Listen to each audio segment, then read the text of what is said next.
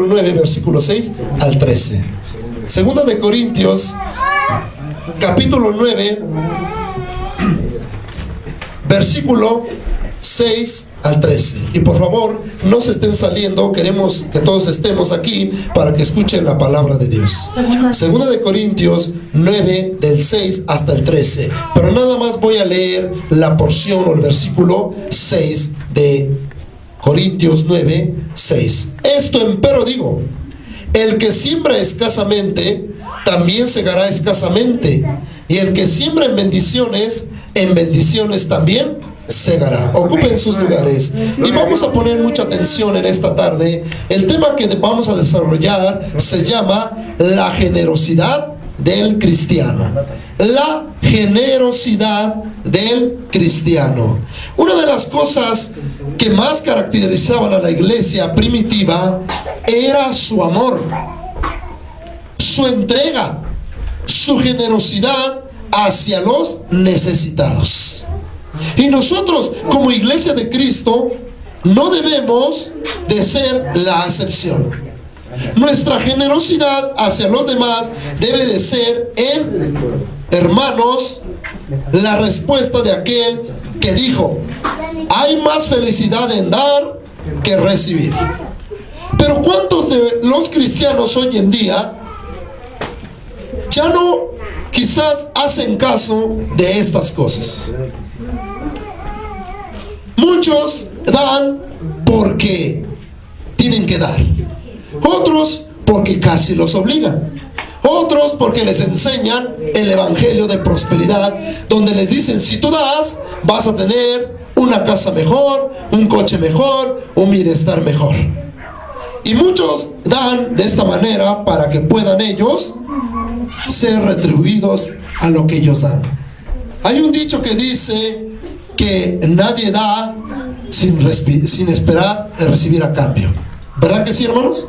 Muchos siempre, los que hacemos algo, siempre esperamos en recibir algo. Porque nadie trabaja gratis. Nadie tampoco da para no recibir. ¿Verdad que sí? Entonces todos queremos dar, pero al final recibir. Pero una de las cosas que caracterizaban a la iglesia que inició en el año 30 y tantos, 33, cuando murió Cristo, una de estas iglesias, o la primera iglesia que se inició, ¿saben por qué la gente, o Dios, o la gente iba a la iglesia, o por qué Dios añadía a la iglesia los que habían de ser salvos?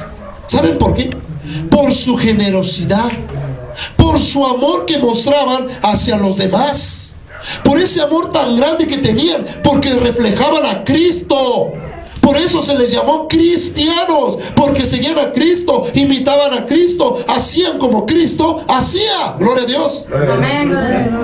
Entonces su característica de estos cristianos era el amor. Amaban a su prójimo como a ellos mismos. Dale la gloria a Dios. Y nosotros hoy, como la iglesia de Cristo, debemos de reflejar lo mismo. Debemos de hacer lo mismo, que se vea nuestra generosidad hacia los demás. ¿Cuál es el primer mandamiento mayor? Amarás a tu Dios con todo tu corazón, con toda tu mente, con todas tus fuerzas. Y el segundo mandamiento, que es similar: a tu prójimo como a ti mismo. De ahí se desprende todas estas cosas. Todo lo que hagas, hermano, ya sea que des ofrenda, ya sea que le des a algún necesitado, ya sea que hagas algo por alguien, sea por amor. Aleluya. La iglesia debe reconocer la responsabilidad que tiene. ¿Cuántos tienen responsabilidades en la casa? Los varones, decíamos en el estudio pasado, que son cabeza de su mujer y tienen responsabilidades en la casa, las cuales son como dar el gasto, mantener a los hijos, dar sustento a la familia o todo lo que sea necesario. Tenemos responsabilidades en casa. Ahora en el trabajo, con nuestro patrón o jefe.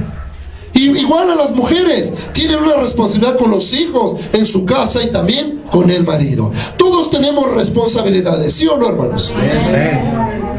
¿Y en la iglesia? ¿También tenemos responsabilidades o no? ¿Sí o no tenemos responsabilidades? ¿O nada más es de venir a la iglesia, de sentarme, de alabar a Dios, de orar, de escuchar la palabra de Dios e irme? ¿Eso es todo?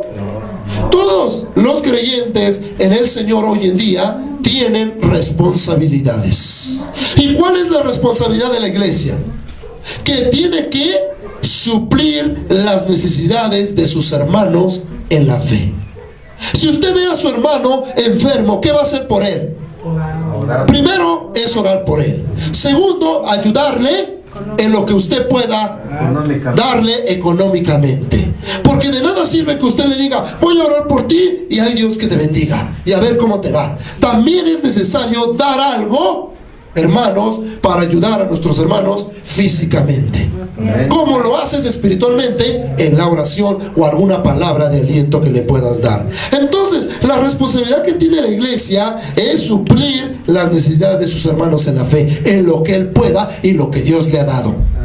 También debe de reconocer, hermanos, su responsabilidad financiera ante Dios y buscar la manera de suplir las necesidades de otro. Amarás a tu prójimo como a ti mismo. En 2 de Corintios, capítulo 8, versículo del 1 al 11, no lo vamos a leer todo, pero el apóstol Pablo está hablando de una iglesia que estaba en Macedonia, que a pesar de que ellos no tenían dinero, eran pobres, no tenían quizás lo necesario, vamos a decirlo así, pero ¿sabe qué hicieron, hermanos? ¿Sabe qué hicieron ellos? Prepararon una ofrenda para la obra de Dios. ¿Se imagina usted qué claro ejemplo de estos varones, de esta iglesia que estaba en Macedonia? A veces los creyentes se les pide que se ayude para la obra misionera, para la obra pastoral, para el evangelismo, para el misionero, pero pareciera que le dijeran, no des. Al contrario, en lugar de dar, esconden o cierran su puño, cuando de Dios es el oro y la plata. ¿Quién es el que te da trabajo? ¿A mi patrón?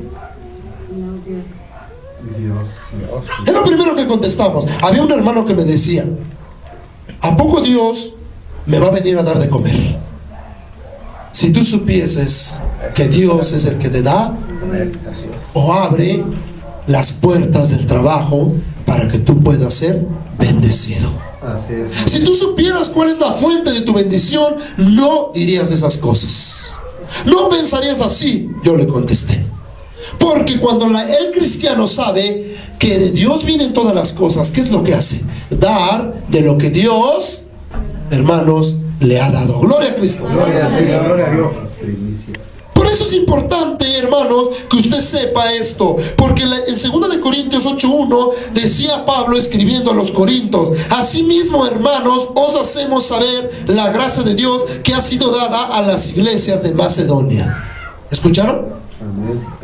Que en grande prueba de tribulación, la abundancia de su gozo y su profunda pobreza abundaron en riquezas de su bondad. Vean esta clase de cristianos que existía en Macedonia. Estaban pasando en pruebas, en tribulaciones, quizás en enfermedades, en luchas, en pruebas, en distintas cosas. Ellos no cerraron su puño y ¿qué hicieron? Abundaron en gracia, abundaron y ofrendaron con todo su corazón y con gozo. Aleluya. Dale la gloria a Cristo. ¿Cuántos damos de esta manera así? A nuestro prójimo, a la iglesia, las responsabilidades que tenemos. ¿Cuántos hacemos estas cosas? Pero con gozo, no con tristeza. Van a decir, ya viene otra vez con la ofrenda. Y agarramos lo que encontramos en la bolsa, hasta le damos así, vuelta. La Biblia no nos enseña estas cosas. Solamente los de Monterrey hacen esto. ¿Por qué los de Monterrey? Dicen que por ahí son muy dados a no dar, ¿verdad? Pero nosotros somos cristianos. No estamos juzgando a nuestros compatriotas de Monterrey. Simplemente es un dicho que se ha hablado durante el tiempo, que dicen que todos aquellos que no dan son de Monterrey. Pero no estamos juzgando a nadie. Simplemente es como un dato, hermanos, de que en el creyente o en el cristiano no debe de haber estas cosas. Esto es un ejemplo claro de generosidad, pues de su grado han dado conforme a sus fuerzas. ¿Cómo lo dieron ellos? El versículo 8, perdón, capítulo 8, versículo 3, pues de su grado han dado conforme a sus fuerzas. Yo testifico y aún sobre sus fuerzas. ¿Aún sobre qué? Sus fuerzas. Ay, es que no puedo. Es que no tengo. Es que Dios no me ha bendecido. Es que me ha ido mal en trabajo. Es que no puedo contribuir a más. Es todo lo que puedo dar. Pues si sigues con esa mentalidad, ahí te vas a quedar. Porque Dios quiere bendecirte. Aleluya.